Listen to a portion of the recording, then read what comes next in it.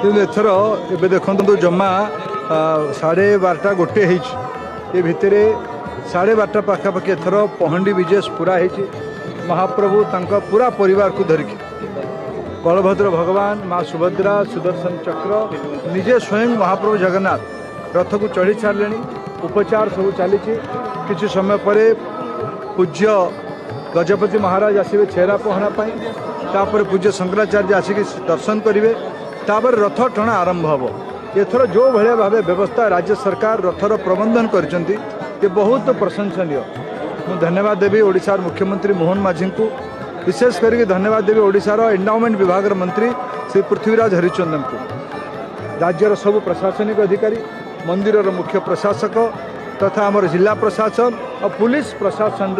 traffic बंदोबस्त इत्यादि सब सुचारू रूपे व्यवस्था है सहल सहल सब कार्यक्रम पूरा होटा महाप्रभुंर इच्छा आदेश ना संभव ही न था महाप्रभु लीला आम समस्ते निमित्त मात्र भक्त भगवान भितर अनन्य जो परंपरा अच्छी जगन्नाथ संस्कृतिर प्रत्यक्ष भेटघाट करवा प्रत्यक्ष देखा हवा यहीटा ही सब गोटे बड़ उपलब्धि मु मानुची मु महाप्रभु पाखे प्रार्थना करुच्ची आमर विश्व आउ शांति बढ़ू भारतर मर्यादा बढ़ू प्रधानमंत्री नरेंद्र मोदी नेतृत्व आहरी मजबूत हो भारत वर्षर सैनिक शक्ति आउ पराक्रमी हो आम राज्य ओडिशा विकसित हो